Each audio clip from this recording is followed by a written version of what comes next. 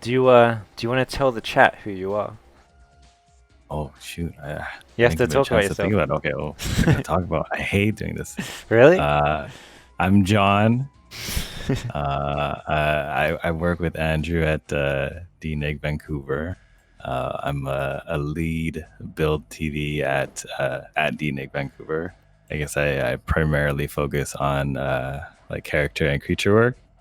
I've been in the industry for, I guess it's coming on 7 years now. And yeah, I'm born and raised in Vancouver, so that's nice. I don't have a cool accent like Andrew. Oh man, everyone Um, loves your voice. and I work at I also work at Think Tank Training Center, which is a private CG school here in Vancouver. So I do that on the weekends. So uh, a very busy guy, workaholic, I guess. Sick, dude. How long have you been a lead for? I've been a lead since I I think it's about 2 years now. My first lead role was on Battle Angel Alita, so yeah, that was my first one. Sick. And then ever since I just kind of been on like the site lead team, so along with the other build soups and stuff, we're kind of just discussing software and upcoming shows and how to divvy up work and the bidding process and all that jazz. Yeah. Sick. And I think so. You do modeling and texturing as well, right? Like you do both of them. Hmm. I think you're the I, only person I know that does both at work. I think the reason why I do both, especially because I think it's because when it comes to doing creature work, I think the modeling and the texturing are very hand in hand. So one thing that I don't like seeing is when you have like a textured asset and it looks like someone else textured your model Yeah. rather than it works together. So having the luxury of being able to do both is very nice for me because I have full control and I'm essentially giving my models to myself to texture. So I know exactly what I need and what exactly I kind of expect. Yeah. So it makes it easier actually. And I guess it's easier for production because they don't need to worry about who I'll pass off my stuff to next. You know what I mean? Yeah. One thing I was always confused about, well, not confused, but like say for example, you have a vehicle and you do like a ZBrush like pass on it. Yeah. It's never really like set in stone who does that. Like, what's your opinion on that? Like the model of the texture artist does like the ZBrush Oh, model, that's a good question. because I've never really known the real answer to that. I think I think that the answer is actually before that even starts. If you almost expect something like a hard surface asset to be displaced in any way or to be damaged in any way, I think you almost need to decide that before the modeling even starts because that can have a trickling effect on how it's initially modeled, right? Yeah. So if it isn't properly modeled to account for damage or to account for proper displacement, then you run into issues and then it becomes a hack job and then it doesn't look It sounds as like good in the VFX end, right? in a nutshell. Yeah. I guess you It's, can. Yeah. it turns into a hack job. Oh god. What did the Chinna will have a question? Let's see. Does that come with more stress since if you can't finish the model, you can't texture? Yeah, how does that work Oh, as far as like definitely. scheduling goes? Because like, For and sure. I know there's a lot of times where like texture will start before I even finish the model, but you can't really do Hmm. that. Like, how do you know when to stop modeling and start texturing? I guess that's a good question. I guess for me it's very easy because I guess in terms of my workflow of modeling and texturing the creatures, it's non-linear. So I don't really need to stop my modeling before I start my texturing. So in a sense, I'm kind of doing both almost at the same time, which is Yeah, very nice because I know when to rip my displacement out and start working on the textures and then trying to see how I can incorporate the textures into my modeling. So that's where it's very beneficial. So obviously, if I was only modeling my asset and I was sending it off to a text artist, that can be tough because it's like giving away your baby, you know. yeah, And if you that I think that's why communication is so key in our field, in our industry, because just a simple 30-minute conversation before anyone gets started can really Save help drive days. the look. Yeah, exactly. Save time, and time is money, right? Yeah, totally. One thing I've always kind of thought about, like, as when it comes to like modeling and texturing something, I've always thought about like, would I rather model two assets, or would I rather have one, but more ownership of it? I guess Oh, these are some intense questions. I've never thought about this. these are just things I've always thought about. Like, would I rather have two spaceships in the film, or Yeah. just one, but I got to texture it as well? Do you really think about that sort of stuff at all? Oh, actually, that's a good question. But what I would be thinking is, I'm I think too much. I go way too deep. I'll think about, like, what is the shot? What is the context? What is Yeah, it? totally. What's the purpose of this asset in whatever movie I'm on? Yeah, So I guess it depends. yeah, Like, totally. I mean, if you take like a cool prop, like some cool gun or something like that, versus like a transformer or something like that, both have their own complexities, but one might have a really cool shot. Like that gun might Yeah, have like some super close up slow motion, shot. a That transformer that could could be be in the cool. But then the background. transformer could be like, yeah, it could be just like a flash in the Yeah. background, right? So yeah, that's tough. I don't think there's a right answer for that, actually. Yeah, totally. Because yeah, most people usually just do one or the other. So I guess they get more assets for their portfolio, I guess. But I guess Yeah. Terminator, people are bringing up all the assets that get cut from the film for me. Have I ever shown you the turret?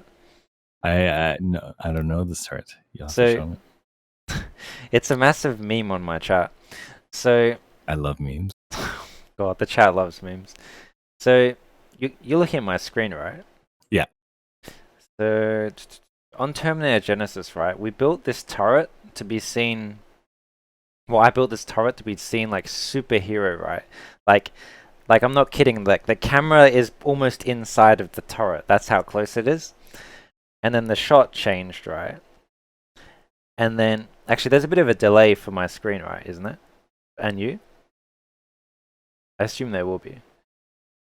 But where's the turret? Can you see this turret on the wall?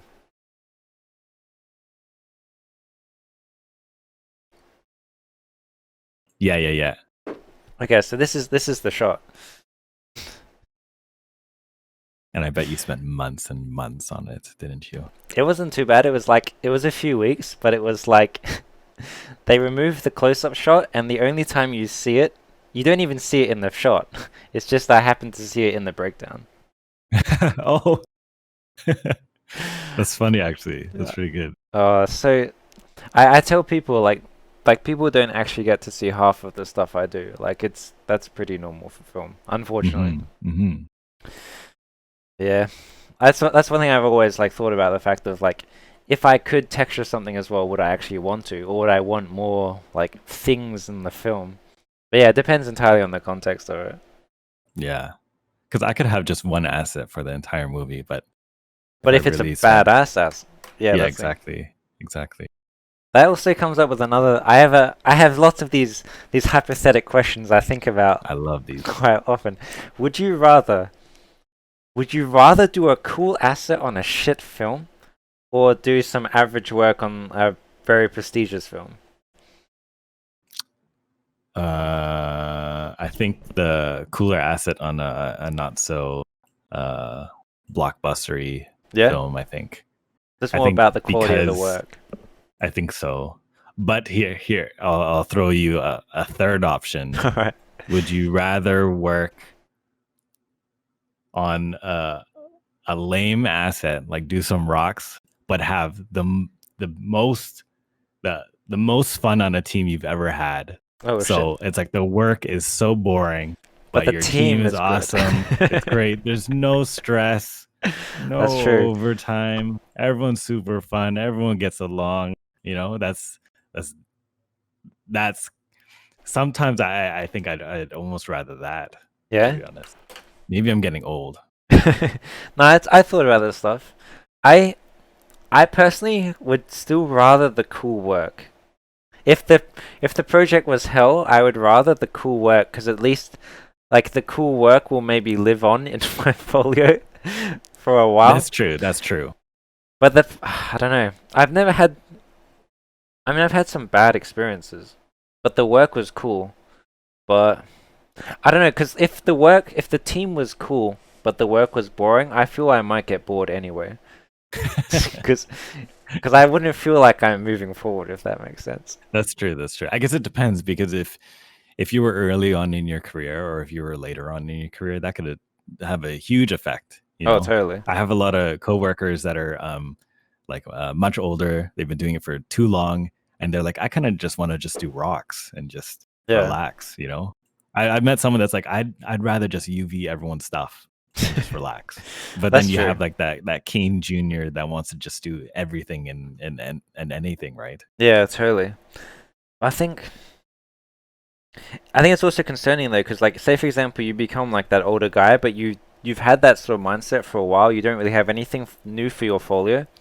If you lose your job, which is kind of normal, Hmm. you don't really have the folio to. I don't know. How do you feel about that sort of thing? Like, if you stagnate too much, I guess that's also a problem. I feel. True, true, true. Which you do tend to see actually. Yeah. I think everyone kind of sees that. It depends because I know some people that are super like like yourself. It's like you're well known in the industry and have a following, and it's like your image is very prominent. But then I know some people that are super amazing artists but have no footprint online Yeah. at all, and it's like, how have I not seen your stuff before? But Yeah. then when you look at their personal stuff and then they'll show you some stuff on their phone or something like that, it's like, holy, it's like it's crazy to think. And uh, I love seeing those type of people Yeah. where Totally. it's like it's like they're like these hidden CG ninjas, you know? CD Ninja. I think like Michael Chang is like that. Like you don't Yeah, really he doesn't yeah, have an online presence, but he's very yeah. He strong hard doesn't. surface modeler. Yeah, and he's like super fast, Yeah, you totally. know? Yeah. I CG love meeting Ninjas. those type of Sick. people. Yeah. Yeah, that's true. Hmm.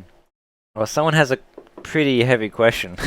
What do you guys Okay. think about unionization coming Oh, from the game industry? I mean, I don't know that much about it to really talk on it personally.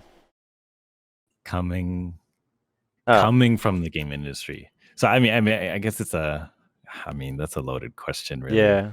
I think You don't have to talk the about it if you don't idea want to. of yeah, the idea of a union is obviously with good intentions, right? But not a union isn't always perfect, right? So Yep. it's kind of like a double-edged sword. So it's hard to say. I don't really have a strong comment on that because it's hard. I don't know. I don't know what it's like. So Yeah, I don't know exactly. the pros and cons because I haven't had the chance to experience that. But Yeah, I yeah, feel the same way. Like that's a hard question. it's a pretty heavy question, but I don't really have. I wouldn't feel right talking on it because I don't have anything really to say. Hmm. Someone has says, how important is it to have an amazing online presence? I mean, I don't think it's important. I think it helps though.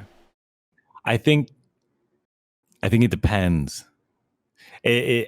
Again, where we're thinking about the context of us, right? Where we're working in the department that probably would have the most of a presence, Yeah. right?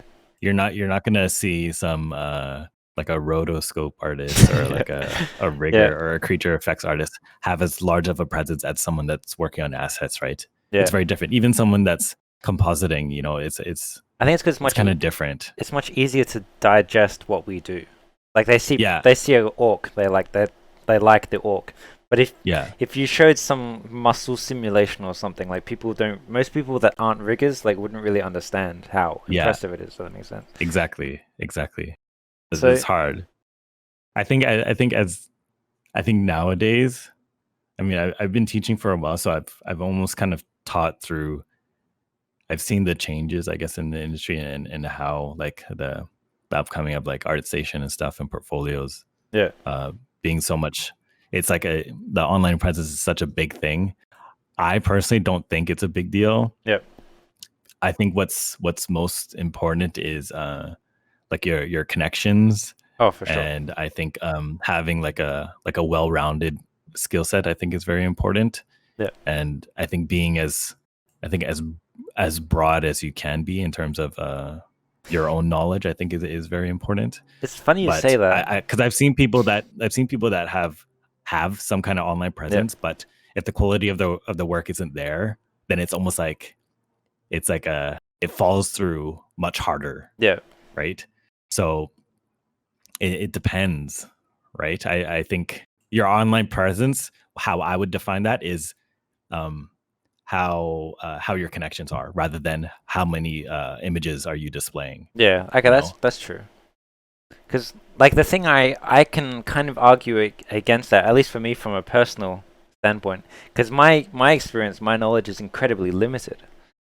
But I have the online presence of my very specific skill. So Mhm. it helps me in that regard. Which has Like, helped you, yes. yeah. So, yeah, it can go both ways. I think for most people, it is, as you're saying, it's much better to be more rounded. But I guess since I've built up the reputation for like spaceships, like when I Mhm. get hired at a company, I don't usually have to prove myself. Mhm.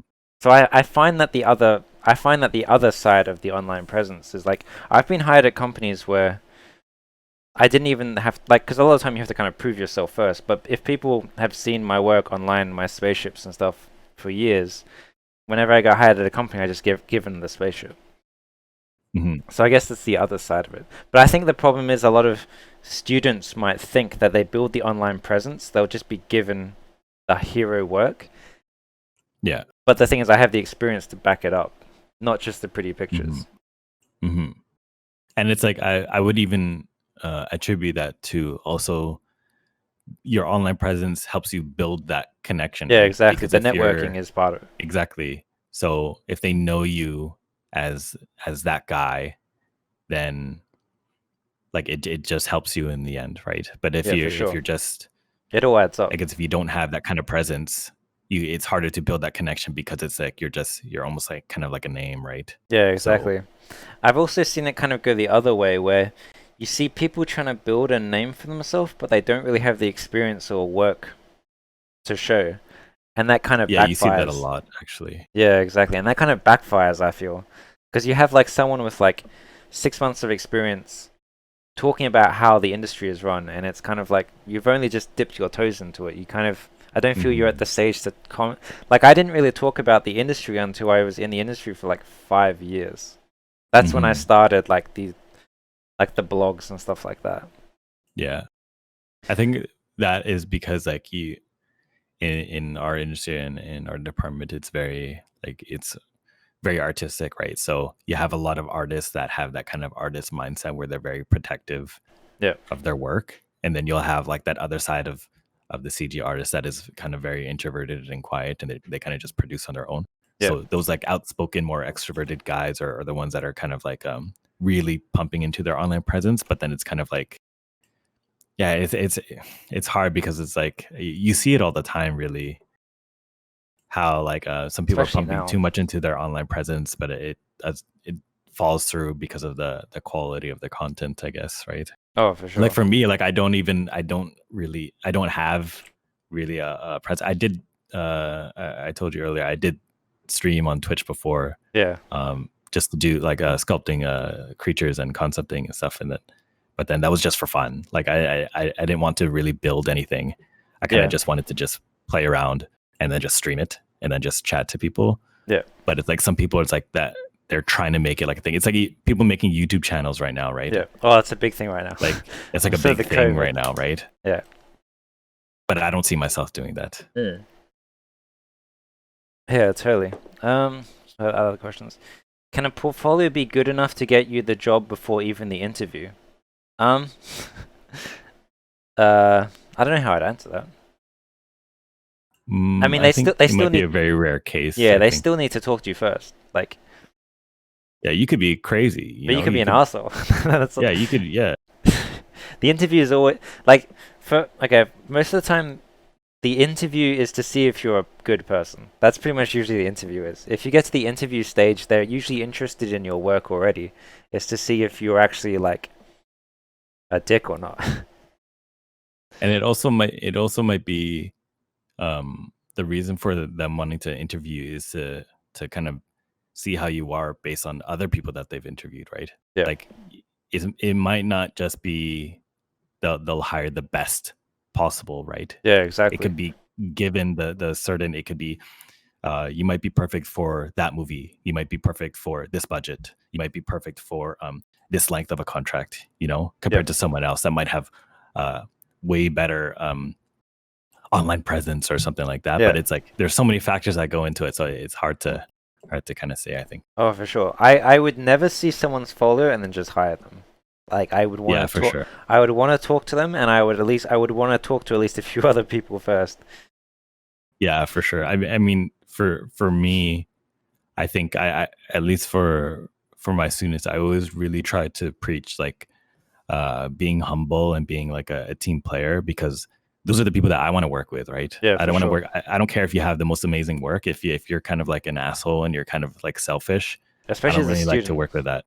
Yeah, yeah, exactly. It's super off-putting as a student. Like you you might be able to give it a bit of a pass if they are like literally like a god amongst men of like sculpting or something. But if you're like fresh out of school, like that like don't have any ego at all. Yeah, I just don't like that. It's just, Mm. you know, you really feel, you can really feel it in a team, Oh, for in a sure. studio, if someone kind of has that ego, and it's just like it's just not fun. I mean, I'm a pretty quiet person. I kind of keep to myself at work, but when you have that one kind of toxic personality, it really just affects everyone, and it's kind of like ugh, it's gross. Yeah, for sure, man. Um, Someone says I heard CG is a small industry, and if you burn a bridge, word will get out. Yes, word does spread pretty fast. Yeah, it does feel pretty fast, I Yeah, think. don't burn your bridges, guys. People talk very quickly. What other questions do we have? Yeah, Channel, do you have any really outstanding I mean, I've seen lots of questions in the chat. I know there's so many. It's hard to keep up. There's so many. What are the chances for studios hiring from foreign countries, like from Africa?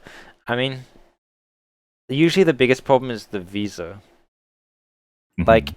firstly, like getting the visa is hard, and then also like, especially on the lower levels, like the least experienced levels, it's hard to justify the cost and risk of getting a visa for someone.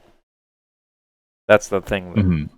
You have to argue. It's like you have to argue that this person is good enough to spend the money for to Exactly. get this visa versus someone that is kind of local. But I mean, it all depends. I always tell this my students, like I've had plenty of friends that were from other countries that got hired and ended up getting their PR and are working nights and built built a family, stuff like that. But I don't like it when students kind of think like there's no chance for them because they're from another country, because I don't think that's how it is at all. Yeah, Like, I for mean, sure. to think about, like, I mean, I'm born and raised in Vancouver, which is kind of like where the industry is kind of right now for the most part, I think, in North America at least. But I think like what 90% of my coworkers are from other countries. I think I only know like a handful of people that are actually from Vancouver. Yeah, man. Everyone else is from, and that's really cool, I think. Yeah, dude, it was crazy. When I came from MPC London to ILM Vancouver, 70% of the people I had worked with in MPC London. it was, Oh yeah, it yeah. was They all just crazy. transferred over there, right? Yeah, everyone just moved here, and Yeah. none of those people were British either. They were all foreigners as well. So, Yeah. so I rarely meet people that actually live, are actually born in the country that we work in. It's pretty crazy. Yeah. Yeah, that's What crazy. other questions there? Could you give advice for self-taught artists trying to break into the industry, especially for those that don't live near big studios? Yep. I'm gonna go to the restroom. Do you mind talking about this, Joe? Sure, I can Alright, get sick. this. Okay, cool. Self-taught artists. I think. I guess a little bit about myself. I went to a smaller school here in Vancouver, and it was kind of more tailored to games, actually. So graduating, trying to find a job, I couldn't really find something for for games. I originally wanted to get into games, and I figured that I wanted to try film. Now I realized trying to get into film meant that I need to learn different pieces of software at the time. So in that case, I did have to take the time to teach myself these different pieces of software and to develop my skills then. So I think the best advice to give to someone that is self-taught, I mean, nowadays it's completely different. When I was trying to get break into the industry in like 10 years ago, um, it's very different. Like we relied on like DVDs and books, and then now like there's so much free information online now. It's almost like there's almost like no excuse. Like there's so much information online. It's like it's so easy. But I guess my biggest piece of advice is to nowadays, I think the most important thing is to be well-rounded, especially as a junior, because you need to prove that you're worth it, right? So if you're going to be that kind of student or that self-taught artist that only is kind of one-dimensional, you're going to make it harder for yourself, right? But if you kind of expand your skill set and be a bit more broader, then you have better chances, right? Because working in a studio, it's about slotting you into what works best for the team, the budget, and your skill set. So if you can only do one aspect of CG, then it becomes harder for you, right? But if you can do every single thing, you have knowledge in every single department, maybe not to an amazing level, it's still easier to slot you around. You know what I mean? It's funny, like I only came on to the end of that conversation, but there's a problem with like me, for example, is I kind of show you don't have to do that. Like, but that's because I've got like 8 years of just doing that. Where at the start, I assumed I was open to everything. But that's the thing, like, people kind of look at me and be like, oh, he only does hard surface. I can do that. I think, so I assume you were talking about like you should be more open to do everything, right? I think in your specific case, it's different. If you were to say that you were doing what exactly you're doing now, let's say you're starting from today, right? And you had your skill set you're right now, and you're an amazing hard surface modeler, and you have this online presence, and you're trying to get your first job. That is much harder now. But when you first started, like years and years ago, and then you've built up this rapport till now, that has something to say. Yeah, right? for sure. So it's different. Like I was saying, like 10 years ago, it's like the way that information was passed around was much different. Yep. And now it's completely different. And you're adding more people into the pool. Think about how many students have graduated within the past 10 years. Oh yeah, it's crazy. Around the world, right? You're adding that into the pool of people that are looking, right? Yeah. So that means that the demand for skills rises higher and higher, right? Yep. As well as technology advancing higher and higher, and the people need to keep up every single day, every single year. So it's like it changes, right? So it's hard. It's tough. I think right now as a student, I think it's more advisable to have secondary skills because it's you're being more safe. Yep. But if you're saying like I've had students that are like, I just want to be a modeler, only modeling creatures, and I'm like, that's a very popular. That's the hardest aspect of the hardest department in the most popular field. You know, it's like so that you're making it harder for yourself. And then in film, how many creatures do we actually do? Not many. Like that's the thing, and then that's what a lot of like students don't think about. The fact is they want to be the creature guy, but how many creatures are in a film? Usually a studio will already have like 3 badass creature guys who are already fighting for the creature. So they're already fighting for each other. There's no chance that the junior will get hired and then do the badass creature. So it definitely makes sense to be more well-rounded. But in saying that, I still think it's good for students to have a goal of where they want to be known for, like long term, if that makes sense. Like, be more well-rounded. But if you want to be the badass robot dude, like keep doing robots in your spare time. Like let people know and see your personal work of your robots, and then eventually you could get into that position. I feel. Yeah, I guess the question is what do you that's phase 2 to get out of it. Yeah, exactly. Right, like get the job first. If you want to be that person that does the hard surface and the spatial stuff, then that's a different story. But if you're like, I just want to get in because I love CG in general, right? Wherever I end up, right? That's a different story. Yeah, totally. So yeah, it depends on like your goals for sure. I think I think it's definitely better to get into the industry first and then redirect the way you want to go. Mm-hmm. Mm-hmm. I think that's usually the best. God, there's so many questions. I know there's what is the minimum that is called well-rounded? I think if Oh yeah, in that's our situation we're working in assets or in build as we call it in DNEG. So anything that needs to be made in CG is gone through our department. So it's a bit different depending on what department that you're in. yeah, But for us, it's like model and having texture. model texture looked at anything like adding groom or adding some familiarity with a cloth or Yeah, understanding a bit of Houdini. Anything like that will help, because imagine if I was trying to hire you and I was looking for a modeler, right? But all I needed done are some rocks, right? I got you a 3-month contract to do rocks, but I know I don't need rocks after that. yeah, So that kind of puts you into a predicament, right? But actually, I do need some grooming done on this other show after that show that you're working on the rocks for. yeah, Now you can say, oh well, I actually do have some experience with groom. It's not super extensive, but I have done it before. yeah. And it's like, oh well, that's perfect. I don't need to go through the process of hiring Finding someone someone. else. I can slot you onto the another show, and now it's like you put yourself in a better position, right? Yeah, So that in that sense, that's what I'm talking about. So having that kind of um, jack of all trades, maybe a master of one. yeah, You know what I mean? yeah. Totally, that makes sense. Yeah, Mhm. just a heads up in general for everyone. If you want the most secure job possible in assets, it's groom.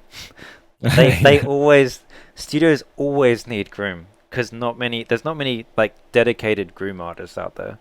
But in Yeah. saying that, be careful because I had a friend. His name is Michael Wild. He wanted to do modeling and texturing, but his first job in the industry was groom, and then he got pigeonholed into groom for years. And every time, like the way he got out of it was he left MPC and he went to DNEG on the like agreement that he can do something aside from just grooming, and that's how he transitioned out. But the Mhm. problem was like as soon as he had groom experience, every time he applied for a job, they would be like, "We see you have groom experience. Can we get you in groom instead?" And he kind of got pigeonholed. So Mhm. depends how he eventually got out of it. But yeah, I haven't seen it that often. But with my friend's case, I was like, "Damn, that kind of sucks." I mean, of Yeah. course, you know who Michael Wald is. I forgot we worked together. Yeah, I just completely forgot about the fact that Yeah, we I knew both him worked with. before you. No, I knew him before you, man. I knew him from NPC London. I knew him at DNEG Vancouver before I knew you. Oh, you knew Was me. that? Okay, yeah, fair enough. Yeah, I yeah, get you. yeah, Yeah, yeah. yeah, that's right. I was like, oh yeah, I have this friend, and I was like, oh yeah, shit, you actually know who he is. Let's see. Oh, So should we let's go see. through these highlighted messages? It All looks right, like there's a bit more effort put right, into these messages. all right. Uh, Which one are you looking at? is it hard for journalists to get into big studios? No. Nice. Done. Next. Well, How it common is depends. it to see Blender being used in the studio? Oh, no, no, Wait. go ahead. Oh, I mean, it depends entirely what it depends what you mean by a generalist, because like a generalist at ILM is the environment team, where they Mhm. kind of do everything. Where I mean, a generalist. I guess this is the problem, right? Say for example, you're a generalist, but there's a lighting position you're applying for, but they also have a pool of really good lighters. It's hard to justify maybe the generalist for that, if that makes sense. Yeah, it yeah. I mean, It yeah, it depends. depends. Yeah, it All depends the studios define context. journalists different. Yeah, I feel.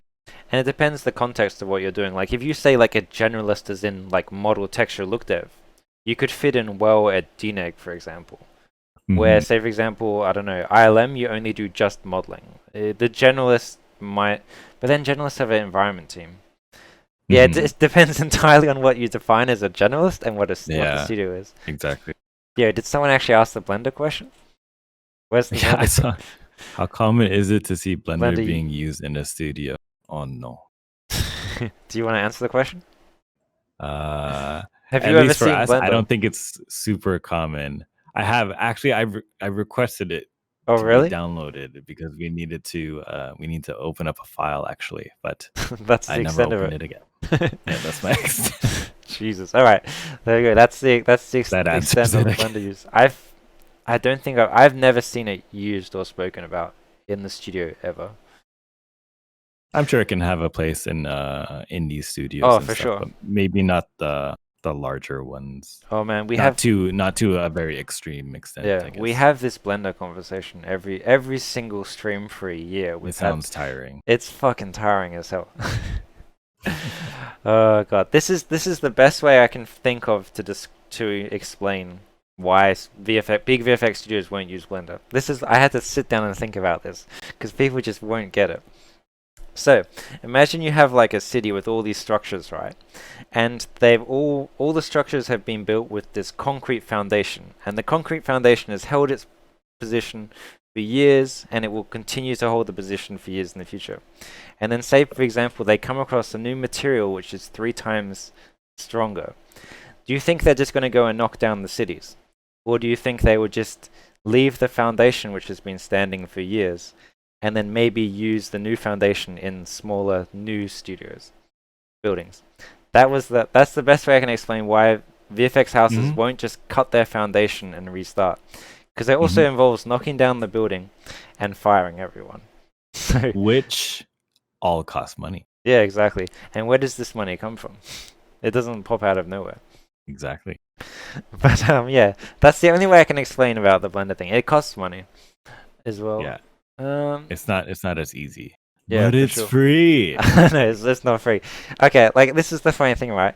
People have been watching me struggle to use Blender on stream for the last 2 weeks, right? And I said to them, can you imagine we suddenly have that experience with hundreds of people at once on the clock? Can you imagine how much That are money? being paid. Yeah, exactly. Can you imagine how much money that is that's just thrown out the window? Mm. Oh, it's Yeah, I fun. had that same thought when we had a fire drill. I Yeah. remember seeing 500 people at DNA standing outside and thinking, I wonder how How much much money this is this gonna costs. cost. I know, but I guess with that they have no choice. With Blender, Yeah. we have the choice just to not use Blender. Yeah. Because that's the thing, all these films still get done without Blender, so it's not the end Yeah. of the world. Is Blender gonna make or break a film? I don't think so. No. I consider myself a generalist. I do modeling, sculpting, shading, texturing, and lighting, but my focus is modeling, sculpting. Is this a viable combo? Ah, for sure. Hmm. Yeah, I mean you can fill a lot of roles with that. That's good. I still kind of feel it's a very hard thing. Like I don't know if there's ever really a right answer to it. Like the more skills you have, the more roles you can fill. But then the problem is with that, you have to then compete against specialists in those roles. Hmm. But it depends entirely on the studio you're at, though. Hmm. And both have their respective places in Yeah, the industry. exactly. So for me personally, I would rather not get extended in a company and then go to another company and do what I enjoy doing than be put on to doing groom, for example. That's me Hmm. personally. That's my personal decision. I would rather lose. I know it sounds bad. I would rather lose my job and go get another job specialized in what I do than, yeah, do groom, if that makes sense. But that's just Hmm. me personally.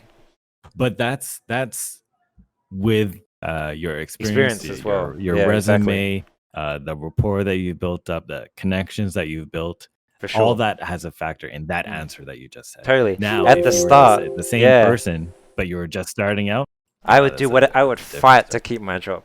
Yeah. Exactly. It does. That's true. I guess yeah. I didn't really think about it too much from the starting position. Yeah. For me Mm. personally, I would rather, but from the start, I mean, to be honest, that's actually why I worked so hard when I first started off, is because I wanted to secure the bag, sort of thing. Like, Mhm. I Mhm. I worked crazy overtime because I was like, it was so hard to get in. I felt I had to do everything to keep the job. Would you consider it a bad idea to just do hard surface assets? Um, I think we were kind of talking about the same thing over and over. But if you're gonna do it at just one of them, I think hard surface is definitely the safest over Mhm. creature, for example. Because like we talked about, Jesus, so loud. They will always need some chairs and desks. but they won't always need a creature, if that makes sense. Mm-hmm. Because I've seen a lot of people talking about the fact of like, oh, you don't need to care about topology anymore either because you have ZBrush. It's like, no, you kind of need I to know, mean, you need to know topology. Like, that's the thing, like, even if there's no hero work, I can still model background props for a while. yeah, But if you're an amazing creature artist, but you've never touched topology in your life, how can you do anything if there's no creatures? yeah. Is CAD modeling becoming mainstream for hard surface? No, not in the studio at all. We don't use CAD software because it's not production ready stuff.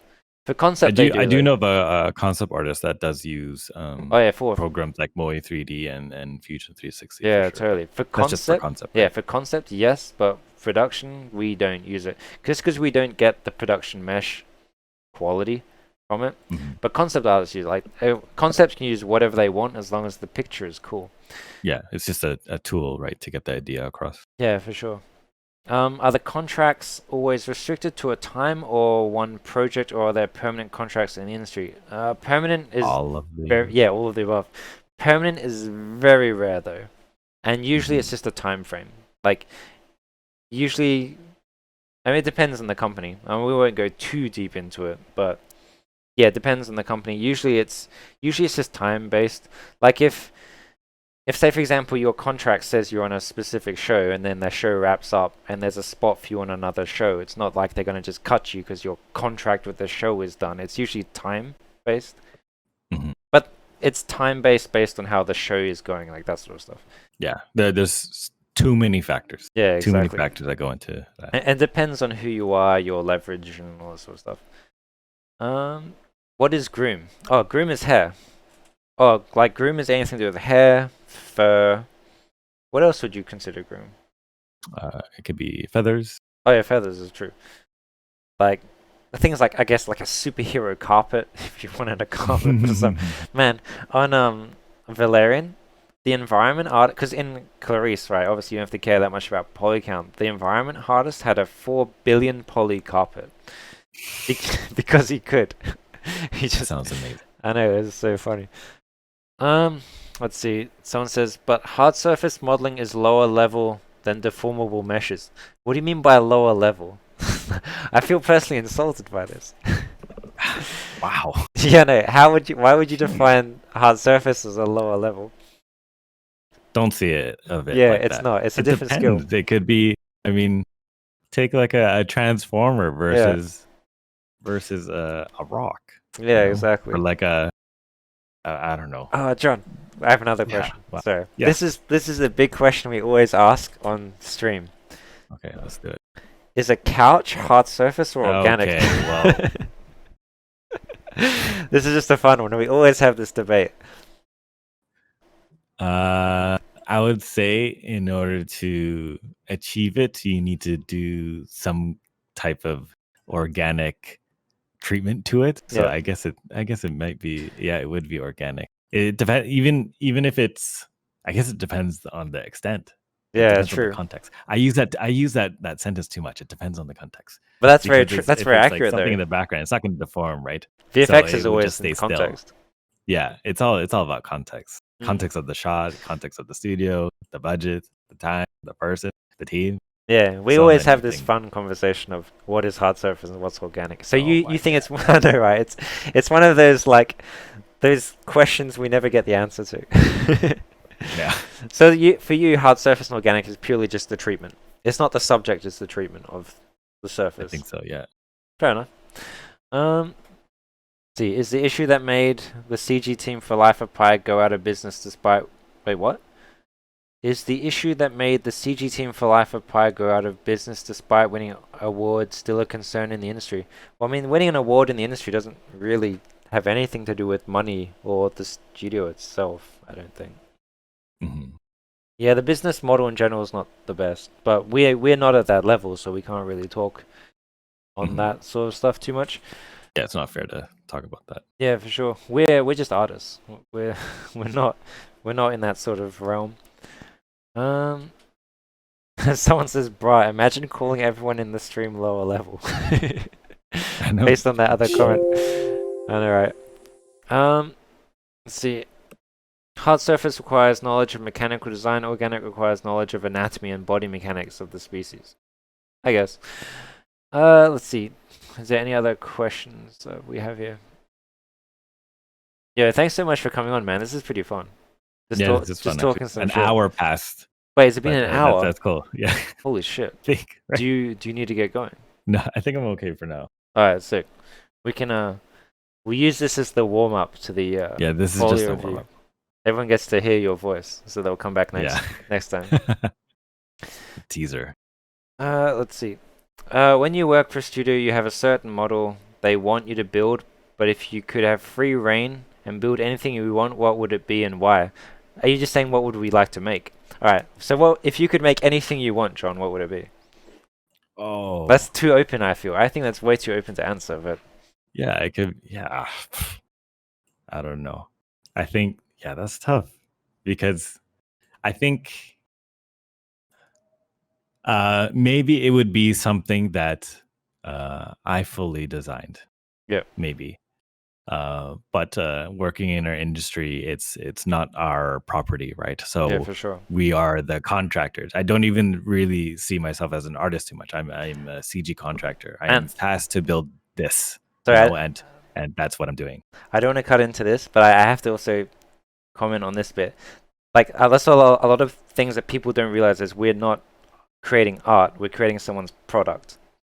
Yeah, Like, I mean, that's, I am not an artist. yeah.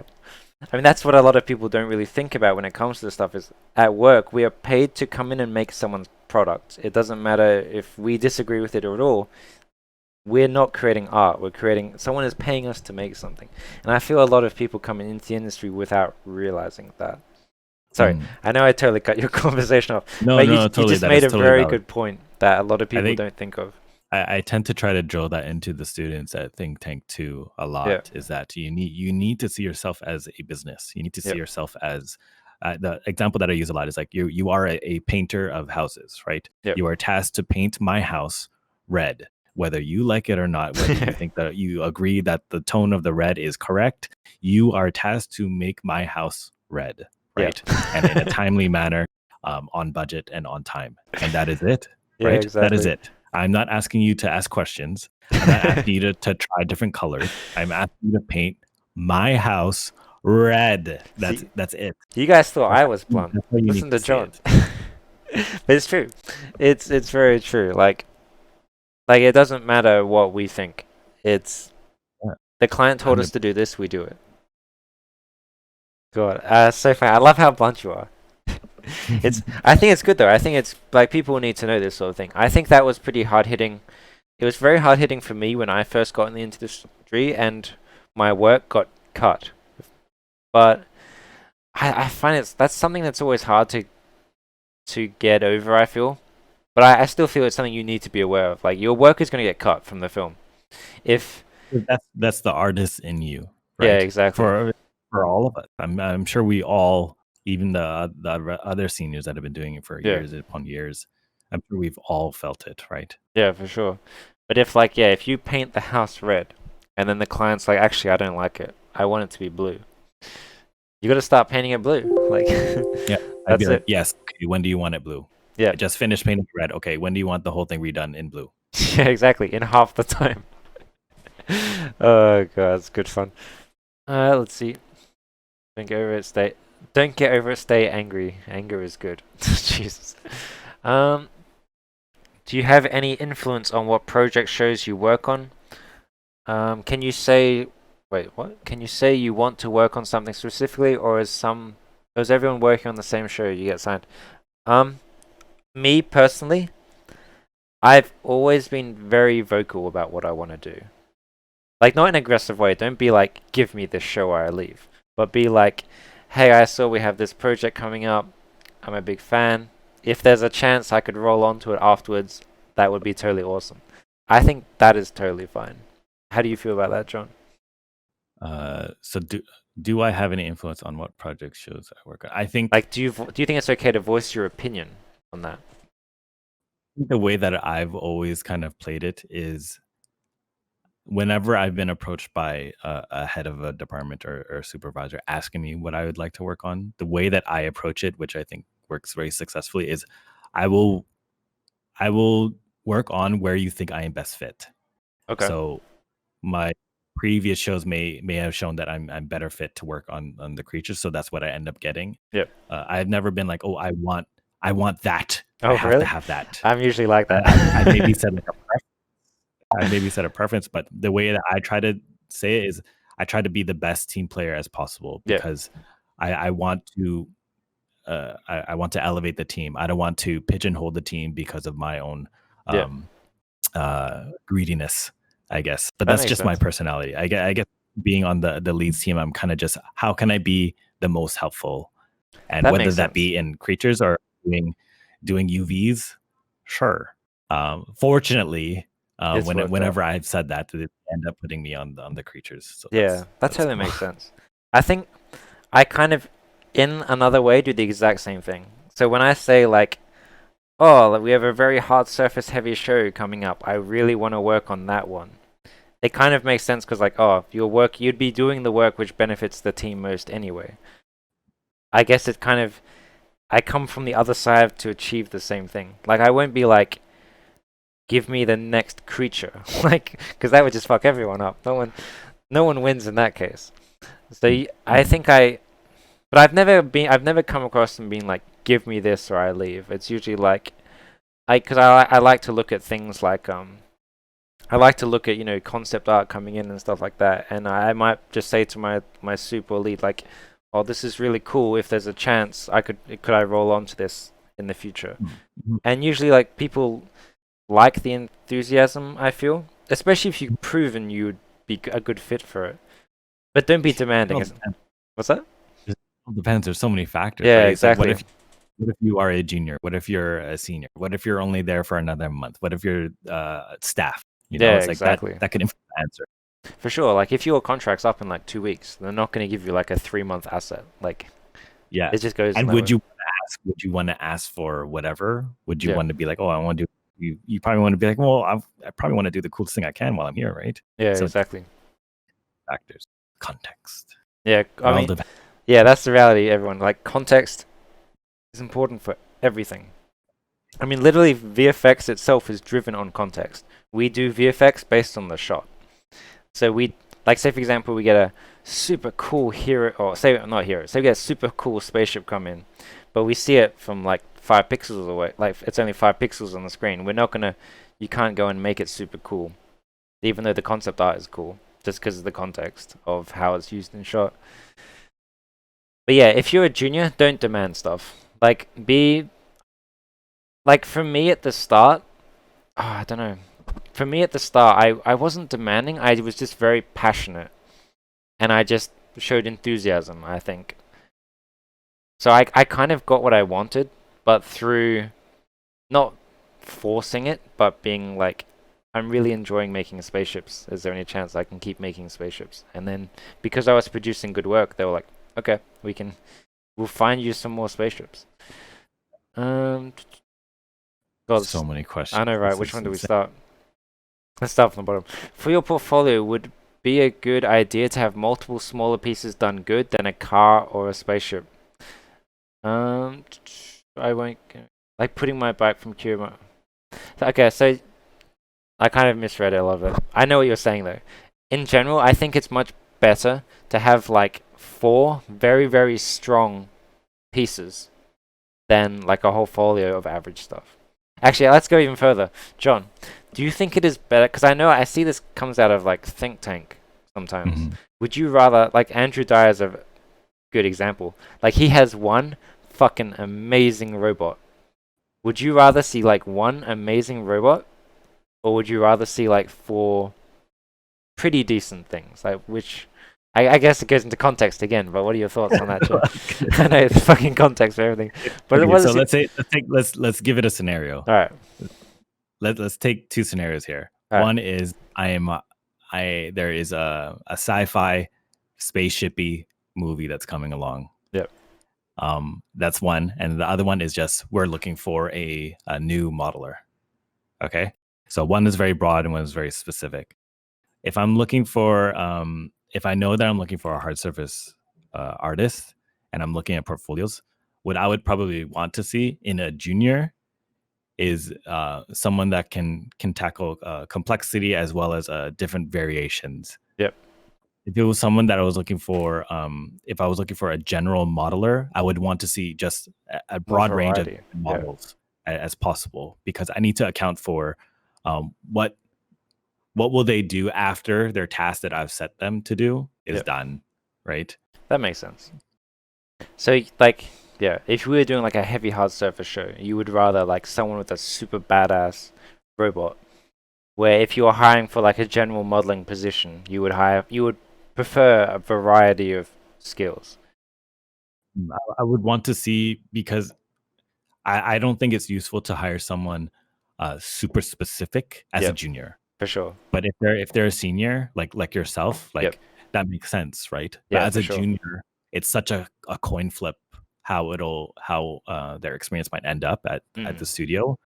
They might look good when you look at their resume and their portfolio, but during production, it's a different story, right? Yeah, for Um, sure. Working on your demo reel versus working in production is black and white. Yep. So the more context and extent of their knowledge that they can display to me when I'm looking at the portfolio, the better, right? Because I have a better idea. Even looking at unfinished stuff like work in progress and stuff. So sometimes I like to see that stuff, like especially when it's creatures, and I want to kind of see how they think, Yeah. and that's kind of what I like to see, actually. Mm. You want to see work in progress stuff. That's interesting. Okay. I think when it comes to creatures and stuff, like even a simple sketch, I wouldn't mind seeing, because I could understand their process more. Because seeing the final result, a final nice beauty render, I have no idea as to how long they took on Yep. this thing. So seeing a work in progress, I guess, can maybe even inform me as to how their mind works, Yep. especially when it comes to organic and or organic creatures. Hard surface, maybe not so much. I don't want to see like a block in of a spaceship with cubes, Yeah. but with a creature, It's seeing a different. sketch is kind of cool to me, I think. Well, that kind of leads on to another thing. You mentioned the sketch. How I mean, I don't think this is important at all. Do you think it's important at all if a person can show they can draw? I mean, for a character artist. In my opinion, no, Yeah, because in the end, because I we need don't to see draw. that you produce, right? Yeah. So telling me that you had a background in art, sure, that's nice to know, but I'd rather see the result, right? Because in the end, we're paying for the result. I whether or not you know how to hold a pencil, Yeah, right? exactly. I can't draw for save my life. So I don't think drawing Well, there you helps us. go. Yeah, because some people talk about like, should I put like fine art in a portfolio? I personally say no. It, Oh, it if the depends. requirement is to produce CG, then I expect to see some CG. Yeah, If it exactly. says to produce some fine art, then sure, put in your fine art. Yeah, that's true. Um, what other ones? We've got so many. This is intense. I don't know. How do you do this? This is so many. Oh, this is pretty normal. I'm not sure it's a good question exactly, but how do you get over wanting to work on something you like to watch, but can't find something you want to make it for an order to wait? What? Um, can you see the I question I'm don't talking about? exactly like to watch. For example, I love stylized animations, but I Oh, only enjoy enjoy realistic realistic work. work. Well, what do you want to do for a job? Yeah, it depends. Yeah, if you want to work on stylized animation, you have to do stylized animation. But then that's Mhm. the thing, like if you enjoy the art, like if you enjoy the visual of stylized animation, but you don't enjoy doing it, I don't think you should do stylized animation as a job.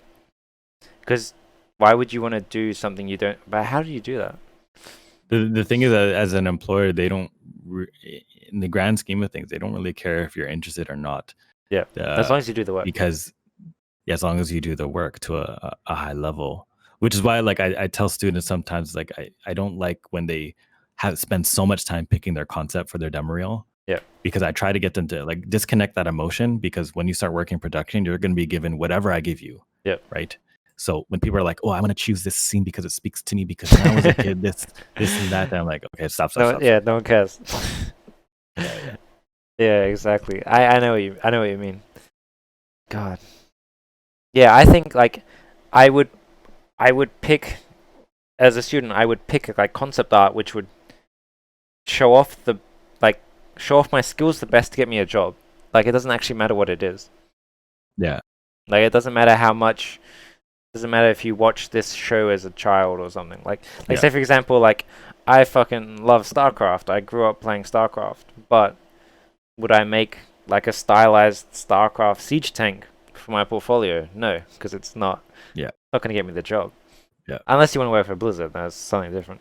And then let's say you did model something from StarCraft, right? And then you showed it, and they're looking at it like, why does it look like that? And then you're sitting there explaining, well, like in the game, they're like, there's this piece that kind of looks like Yeah, this, but when I made it, I tried to make it look realistic, and it just doesn't work. And then the best interview that I always tell the students is one that you don't have to say anything, yeah, for sure. because If the you even more get to that questions they stage, ask, it's like they're either losing their interest or they're questioning you, right? You yeah, don't want them to question you. You want them to just bring up your reel, see your stuff, and be like, wow, well, yeah, that makes sense. Yep, I see it all in the break. Yep, that makes perfect sense. yeah, for sure. Cool. When can you start? That would be the perfect interview, right? Yeah, But you don't want them to be like, wait, why did you do that? Why did you show this and yeah. then do that? Why That's if did you you even get the interview. Yeah, Yeah, exactly. because there's so many times where people will look at your portfolio, and like that's the thing, right? Say for example, someone looks at a recruiter, not recruiter, but say for example, a supervisor looks at the portfolio, they're gonna decide within like the first like 30 seconds if they're gonna Mhm. bother continuing, or even less probably, if they're gonna bother continuing looking at your work. You're Yeah. you're not gonna have time to sit there and explain your folio to a person. Yeah, It exactly. just doesn't happen. By the way, we're gonna have a one-on-one StarCraft stream. What? No fucking way. I haven't played StarCraft in years. Me too. That's why it'll be very fun. Oh man, that was God, the chat is getting inside. God. Yeah, how are you for time, man? I don't want to hold you up if you have. I'm okay. Why don't I be right back for 1 second, and I'll see what time I need to leave. Alright, yeah, I'm gonna go to the restroom, so I'll be back in a sec. Yeah, hold on.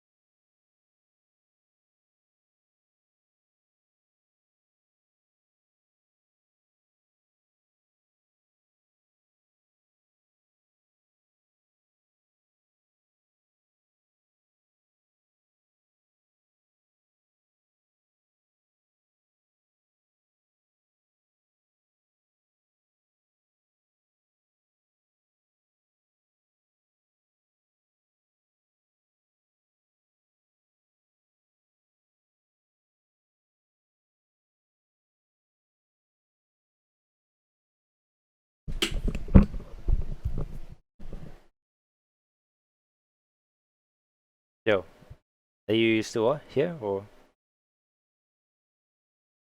Oh, it's not back yet. Oh, this is good to hear. Thanks for this. Yeah, great insight. Yeah, so how are you guys finding this sort of thing?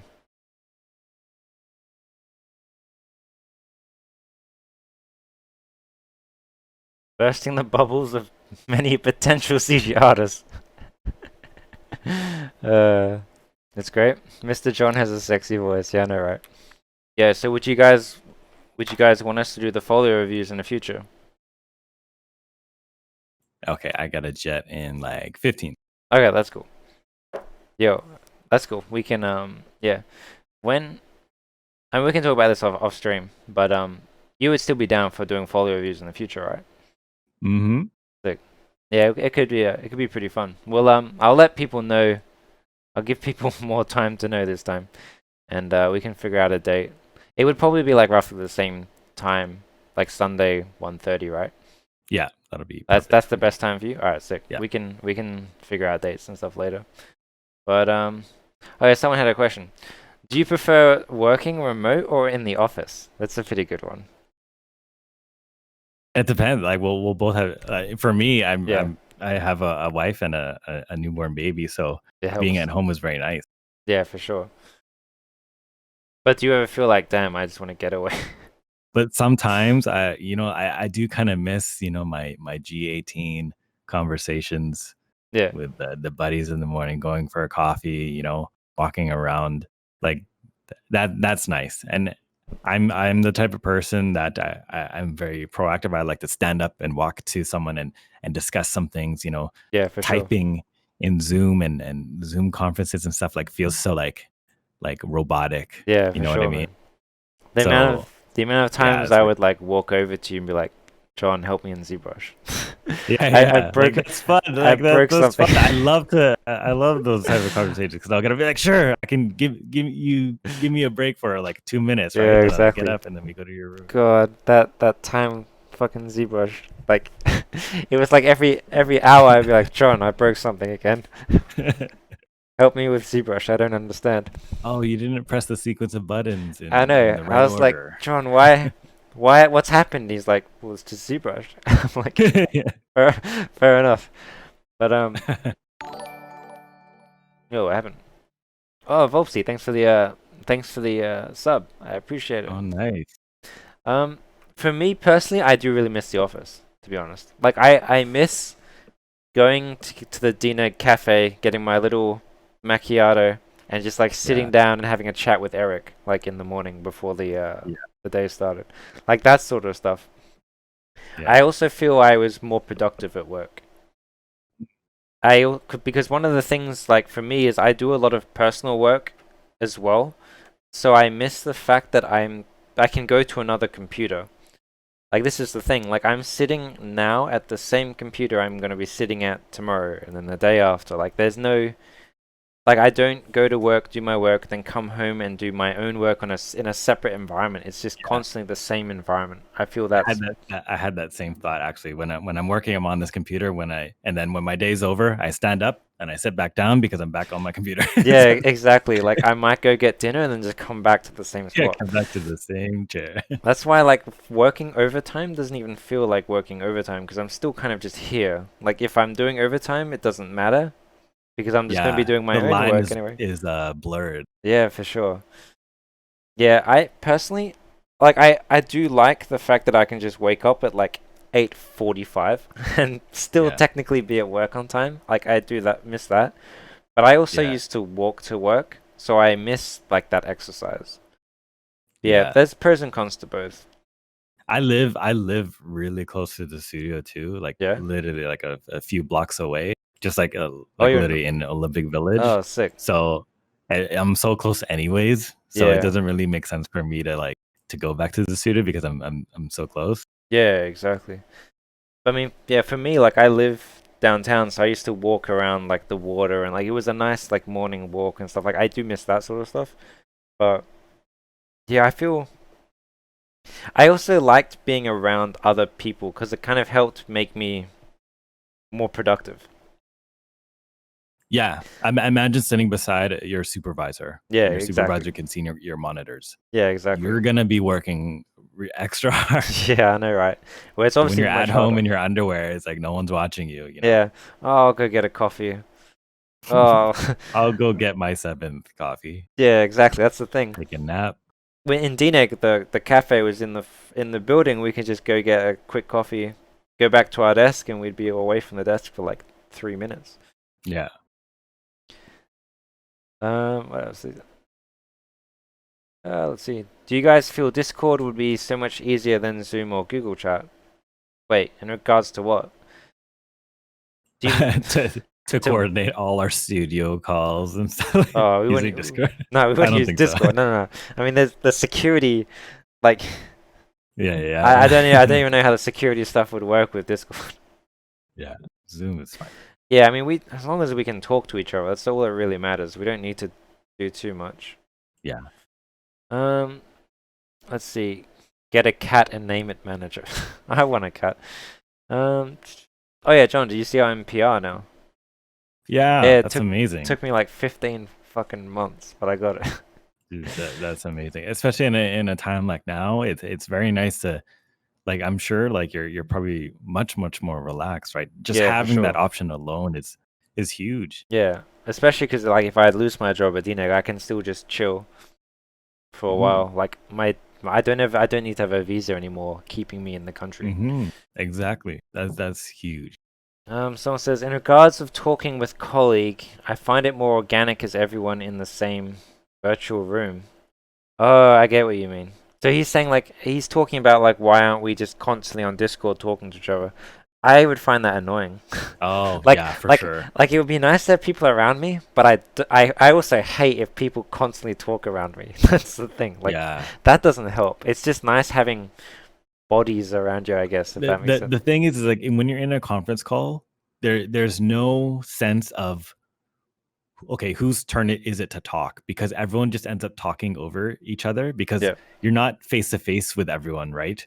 So it's like it's a very different dynamic when you're in a Zoom meeting with Mm. 20 other people And versus a room of 20 other people. exactly, and no one else can like read the environment of the room. Like you could say something and everyone's just quiet. You're just like, Yeah, did I offend everyone? Or was it like, yeah, yeah, and then you just start typing to them in Zoom, you know. yeah, exactly. Let's see. What else got here? What channel looks amazing? What are you guys talking about? Andrew, can you ask John what they give the dudes at Think Tank to produce shit like this? Oh, he's saying like why are Think Tank students so good? I think he's what he's saying. Oh, that's Oh this yes, is actually my yeah, I know. student actually. Yeah, your name is here. That's pretty funny. That's Yeah, pretty this sick. guy is yeah, Japanese guy. He chose this cool concept, and Pretty I badass. remember he wasn't too comfortable with texturing and look dev, and his hard surface modeling was very questionable. Yeah. He used to work in a Japan, but the way he did hard surface modeling was very rough before. So it Really? was really cool to see how he progressed and changed his workflow when it came to working on this Optimus. It was really cool. This is pretty solid. Why was it Yeah, questionable? I think it's kind of like how his flow went when it came to thinking about damage or displacement. It's like there was triangles everywhere. Everything was just sorted by triangles, and that was very tough to deal with early on. So um, first we started on reassessing how we handle the hard surface modeling, and then after that we went into the texture and the looked up side of this thing. So, But yeah, this guy was really good, super humble, super nice. I think he got a job in Toronto after, oh, sick. or was it Montreal? I forget. But yeah, this guy was awesome. Pretty badass. Yeah. Here you go, everyone. This is one of John's students. So, John is obviously a very good person to bring on for portfolio reviews if people are interested. Damn, that's super badass. Yeah, I've seen this by Fury Tedeschi. Super cool. Yeah, really cool. How many hours a week do you think think tank students work? And he says, I do 90 Uh, hours a week and I'm not that good. some of them are definitely there for like 12 hours a day. Like it's like the atmosphere there is very creative, and there some of them just stay there for so long. But Yeah, some of them do just go home, or some of them like to just work from home. So it's hard to say, but they're all working very, very hard. And I mean, yeah, when you see reels like this, you can tell. yeah, for sure. Man, I remember I saw this thing a while ago. Do you know who Feng Zhu is? Oh yeah, yeah. So Feng Zhu said something in a video and it stuck with me for like my entire life. I So used to watch his videos on YouTube? years back. Yeah, yeah. Yeah, yeah. It's one of the he said something in one Design of cinema. Yeah, yeah, I that's love it. this. So that's the thing. I don't even work in concept, but I found his videos really inspiring. He said something in his videos which kind of I stuck with me forever. He said, "Imagine you have like, because obviously he's a instructor, he owns a school. So Hmm. one thing he said, and this is something that chat should definitely keep in mind as well. He says, imagine you have two students, right? One of them just does the 8 hours a day for their school, and they pass. They get a folio, and it's fine. Like they hit all the everything they need to. But then you have another student that goes home and does 4 hours a day in their own spare time. Hmm. At the end of the year, they technically both don't have the same experience. One, you could argue, has 1 year of experience. The other one has 1.5 years of experience. And then when that goes on to year two, one has 2 years, the other person now has 3 years. Hmm. And out of those two, who do you think gets the job first? The one with 2 or 3 years of experience. And obviously, the one that gets well, geez, obviously the one that has the 3 years of experience because they've learned much more skills. And Yeah. then when you're in the industry, you're not even in the same race anymore. It's just Yeah. they're two separate things, and that really stuck with me. The fact that, like, sure, I could be like, oh, I don't know, I've used ZBrush for like 3 years, but I've put in Hmm. like 10 hours max. Doesn't mean I have Hmm. 3 years of actual experience. So a lot of people are very Yeah. wrong with how they judge their skills. For example, Yeah. someone I will be hate like, oh, hearing that. yeah, exactly. Someone will be like, oh, he's only been doing CG for 2 years, but maybe he did like 15-hour days. Like it's Hmm. so. I think it's always to keep in mind it's purely about like the mileage of time itself. It's not necessarily like your years of experience, if that makes sense. Because I feel that's what kind of elevated me quickly in my career. Is because I was doing like 100-hour weeks. So I Hmm. did like 2 years I got 2 years of experience in 1 year, and then it just kind of Hmm. compiled from there on. But yeah, I remember Feng Zhu saying that, and I was like, "Fuck, that's pretty big brain." Like, Hmm. it's just think about the mileage of your time. I feel Yeah, like how efficient are you using those that's that also like that true. 90-hour week, like how many of those hours are real good, like hardworking hours, What That's did you that's get also a out of true 90 thing. hours? Yeah, If you can show like 5 cubes, but you were doing all this research and stuff, but what do you have to show for it, right? Because in our industry the results matter, right? yeah, for sure. I guess that is the opposite side as well. Just because you're doing 15 hours a day doesn't mean it's a good 15 hours. Exactly. But if you can find a way to still produce the good results, I think it's obviously much easier to do when you're younger. Like now, I wouldn't want to do 15-hour days. Fuck that. Yeah. I wouldn't be productive at all for 15 hours a day. But Yeah. when I first started, I was pretty productive because I had Yeah. this ridiculous drive when I first started. Yeah. 100%. Don't forget you die a little faster if you're constantly redlining yourself. Maybe. Let's just hope by the time that happens, I don't know. We'll be Yes, I fine. mean some students at the school put in crazy amount of hours, but what I tell some of the students is some of them are like even on the holidays, some of them are Oh, working have so a hard. break. Like, Not because they're told to, because they're just very hungry. I think the majority of the students are foreigners, and yeah, when you have that pressure of going to another country for an education, I've had students that are like 50 years old, or students that are like 20 years old, and like it's just that drive that each individual person has. yeah. Some might have a family back in Brazil with 3 kids or something like that, or another They person have that to make it worked in the work. U.S. but left their job. Yeah, it's like that hunger, that drive, that's what matters, and I love to see that for sure. Yeah, totally. Like that's the thing when I got into the industry in London. Like, did I ever tell you my breaking into the industry story? I think so. Did you refresh my memory? It's where I moved from Australia to London with like no job, no accommodation. I knew nobody. I just kind of appeared in London. After sending my work, I sent my work to like 130 studios and no one responded. So I was like, fuck it, and I just moved myself to London with nothing. Like I'd never even lived out of home before. Oh And wow. then I was fortunate enough to get a job as a runner at NPC, right? And then as soon as I got into NPC, I went to the asset team and I was like, "Hey, I want to be a modeler." And they're like, "Yeah, sorry, we send all of our junior work to India. We can't hire you as a junior anymore." I was like, "Okay." So what I would do is like I would do my running shift and then spend my spare time sitting in the asset room at a spare computer doing personal work. And I had a rule that I had to be the last person in the room every day. So I was there like 16 hours a day sometimes, and I did that for 3 months. And they're like, "Okay, fine, we'll give you a shot." So I pretty much just forced myself upon them. But that's the thing, like it was such a gamble to get into the industry, and I had to work so hard for it that I worked myself to death to try and make sure, like that's the same thing. I left everything to go for this. I have to make it work. So that's why I had the drive to do the 15-hour days. If that makes sense? Yeah, yeah, Yeah. yeah, totally. So yeah, I know what you mean. Like if you leave everything, you have to make it work, and then you can just plow through it. Where now, Yeah, I wouldn't do 15-hour days. No way. Like, yeah. We're don't need old to. men now. Getting there. Fuck, I turned 31 in a week. Oh, really? Yeah. 30. I'm turning 30 in I think Wait, you're 3 younger weeks. than me? Yeah, yeah, I guess so. Fuck. Damn. You're my lead. Damn. All right.